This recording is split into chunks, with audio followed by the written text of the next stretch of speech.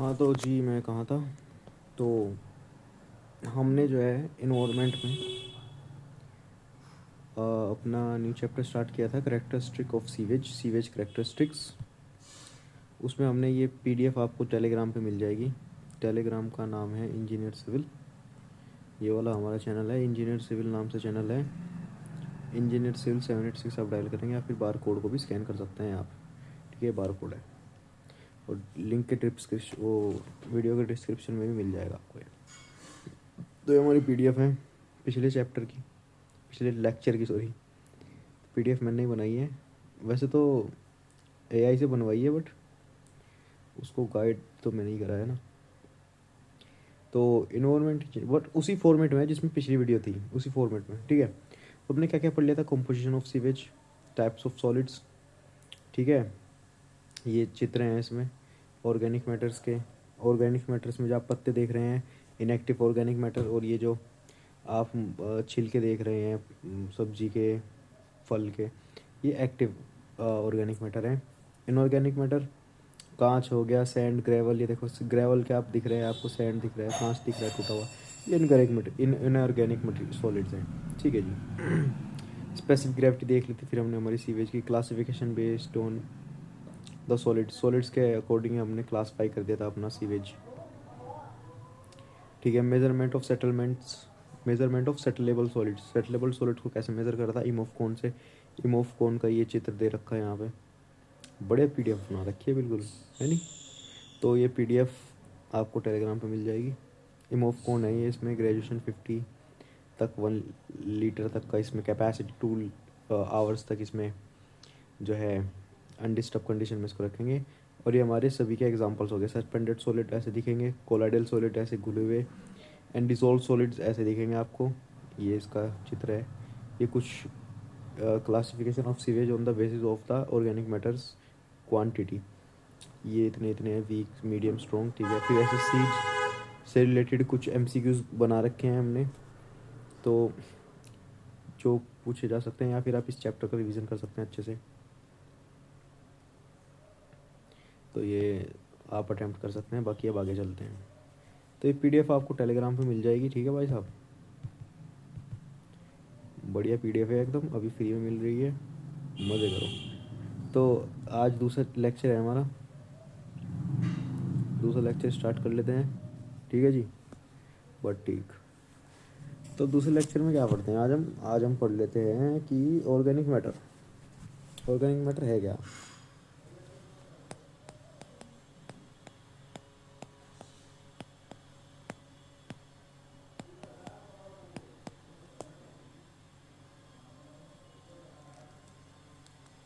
Organic matter, it is unstable, क्योंकि अभी decomposition चल रहा है ना इसका, तो अनस्टेबल है अभी है। डिकम्पोजिशन पूर्ण होने के बाद उसको स्टेबल प्रोडक्ट में बना देगा। मतलब गोबर, सर हमारा गोबर का एग्जांपल देते हैं। गाय को गोबर गोबर करा, उसमें डिकम्पोजिशन स्टार्ट हुई, अनस्टेबल प्रोडक्ट है। फिर उसको काफ़ी समय बाद जब आप देखेंगे तो एक अनस्टेबल प्रोडक्ट बन जाएगा, गोस्सा, ऊफला जिसको बोलते हैं। फिर उसमें से ना बदबू आएगी, ना डिकम्पोजिशन होगी, ना बैक्टीरिया होगा, तो वो एक स्टेबल प्रोडक्ट बन जाएगा। बट जब तक वो ऑर्गेनिक मैटर है, वो क्या है कि unstable product, it get decompose by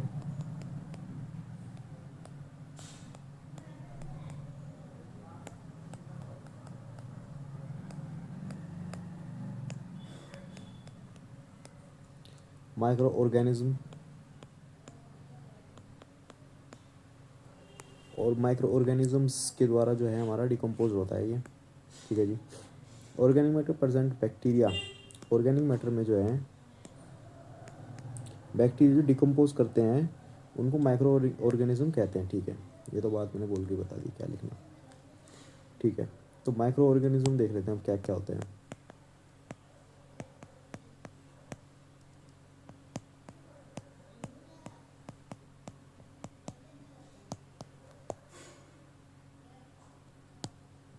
ये हमारे हो गए पैथोजन।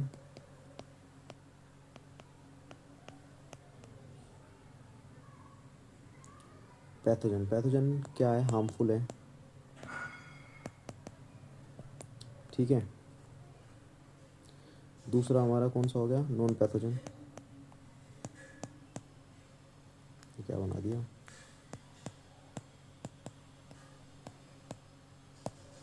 नॉन पैथोजन, ये क्या है, लेस हार्मफुल।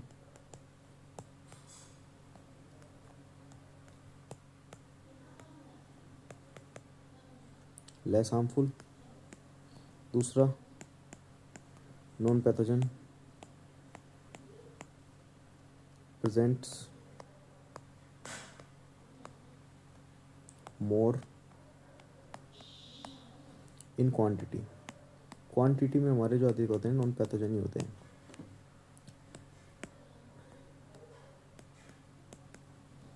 मेनली नॉन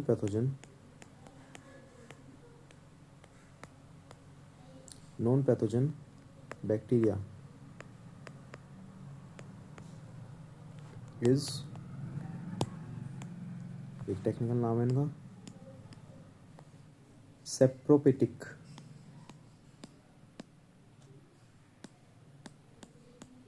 ये इनका टेक्निकल नाम है। ये कौन है, नॉन पैथोजन। फिर इसमें एक और टर्म आती है कि आपकी माइक्रो ऑर्गेनिज्म बैक्टीरिया जो है हमारे, उनके टाइप्स क्या क्या है। माइक्रो ऑर्गेनिज्म मतलब कि एक तो होते हैं हेटरोट्रोप्स एंड एट्रोट्रोप्स, ऑटोट्रोप्स एंड हेटरोट्रोप्स, और एक मैंने बताया आपको पैथोजन एंड नॉन पैथोजन। तो पैथोजन एंड हेटरोट्रोप्स या फिर नॉन पैथोजन और ऑटोट्रोप्स में अगर आप अंतर देखें, इसका मतलब क्या है, क्या मतलब है इनका,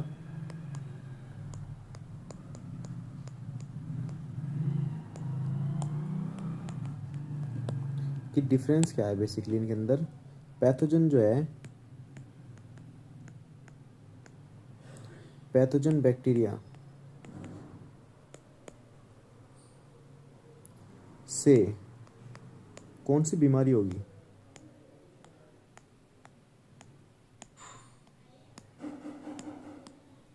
वो आपको पैथोजन में पता चलेगा। बट जो हमारा हेट्रोजन है, हेट्रोट्रोप सॉरी, उसमें क्या पता चलेगा आपको, बैक्टीरिया एनर्जी बनाने का सोर्स क्या है। तो इसी तरह आपका ऑटोट्रोप्स एंड नॉन पैथोजन में डिफरेंस आपको समझ में आएगा। तो पैथोजन बैक्टीरिया से आपको पता चलेगा कि डिजीज कौन सा देगा ये बैक्टीरिया आपको, और हेट्रोट्रोप्स में मतलब आपको पता चलेगा कि बैक्टीरिया एनर्जी सोर्स क्या है। तो अब जान लेते हैं ऑटोट्रोप्स एंड हेट्रोट्रोप्स। ठीक है, micro organism bacteria, types of micro organisms. इससे पहले की हेडिंग क्या देखी थी हमने, माइक्रो ऑर्गेनिज्म। तो हम देख लेते हैं types of micro organisms. Types of micro,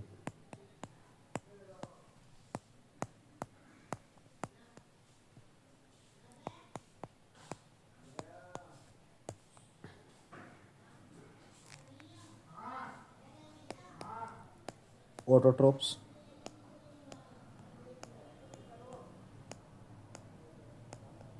ये क्या लिख दिया मैंने, ये क्या सुन रहा हूँ मैं,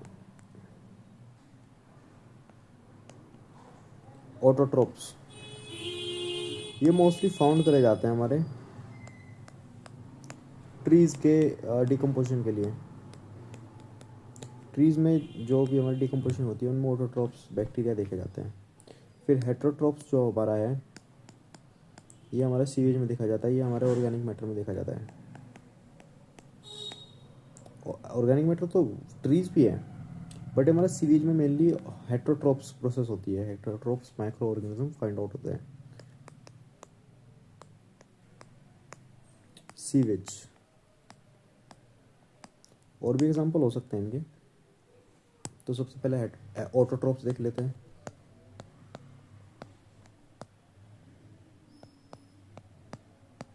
गलत लिख दिया मैंने। तो ऑटोट्रोप्स क्या होगा, ये क्या करते हैं, यूज करते हैं, बड़ा बड़ा लिखते हैं, यूज्ड इन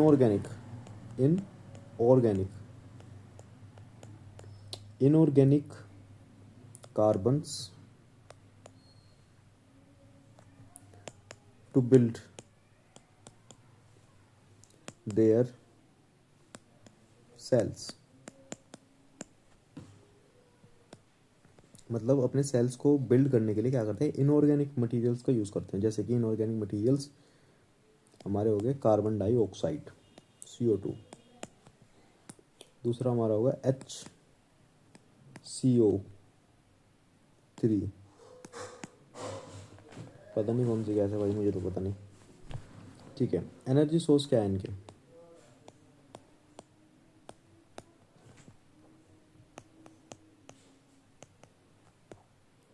ठीक है, एनर्जी सोर्स है इनके obtain energy from oxidising inorganic compounds,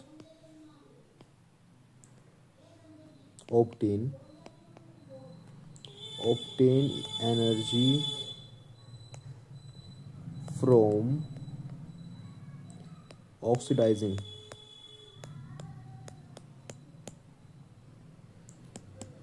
inorganic, oxidising का आप मतलब समझेंगे अब आपके COD में, कंपाउंड।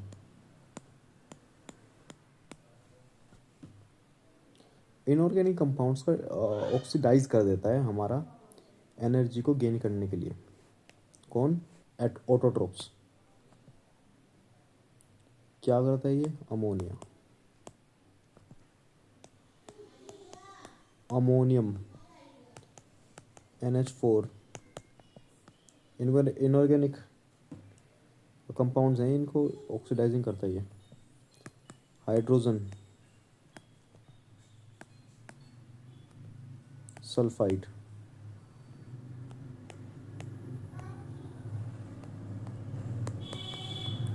H2S,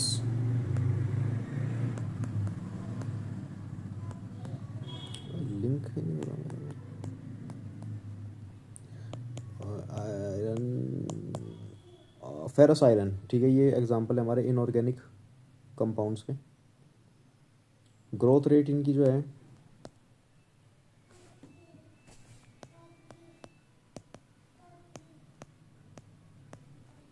ग्रोथ रेट इस लो है। इनऑर्गेनिक मटेरियल ले रहे हैं ना, ऑर्गेनिक में भरपूर मात्रा में आपको एनर्जी मिलेगी, इनऑर्गेनिक में आपको क्या मिलेगा, है ना। रोल इन WWTP, WWTP होता क्या है भाई, मुझे तो पता नहीं में क्या इनकी भूमिका है। निट्रिफिकेशन,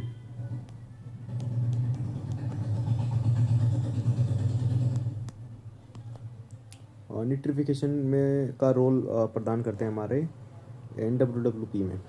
फिर दूसरा हमारा आ जाता है हेट्रोट्रोप्स।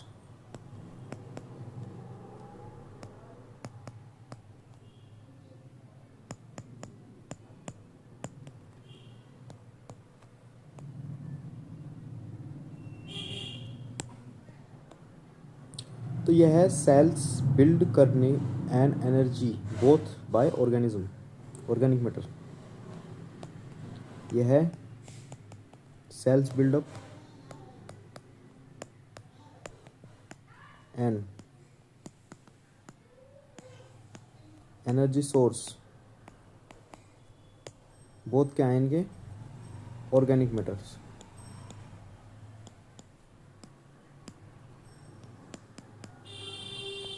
ठीक है जी, ऑर्गेनिक मैटर है इनके main source of energy and cells building. Organic carbon का यूज करते हैं,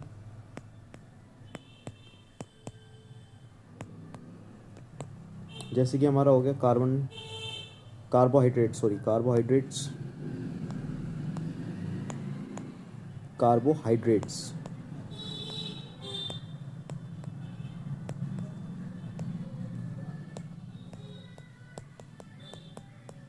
प्रोटीन और फैट्स एक्सेट्रा। इन सब ऑर्गेनिक कंपाउंड्स को क्या करता है, इनको,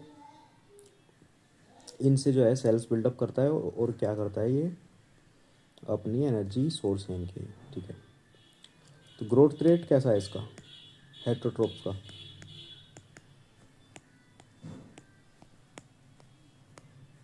ग्रोथ रेट कैसा है इनका, ग्रोथ रेट फास्ट है भाई साहब।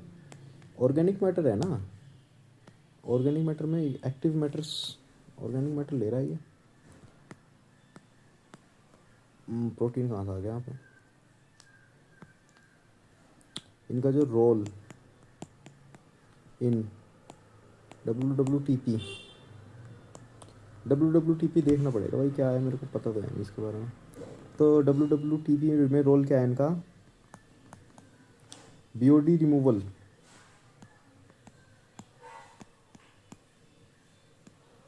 BOD रिमूवल है ये। बायो BOD की फुल फॉर्म बता दूं, आप गैस करें। Biological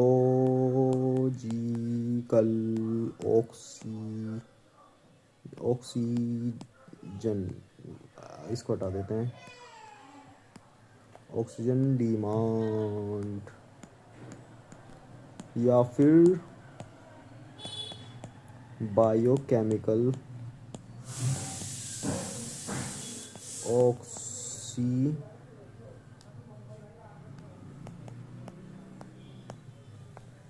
demand. अभी एक और सुनिए, आप सोच रहे होंगे कि नहीं हम तो पता चल गया, नहीं नहीं, अब एक और सुनिए।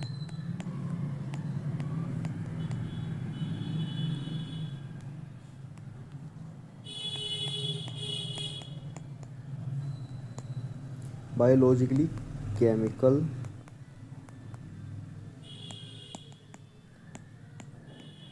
डिमांड, तो इनमें से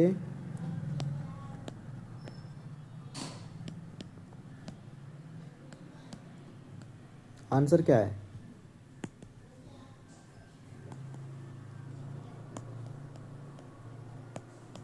ऑफ BOD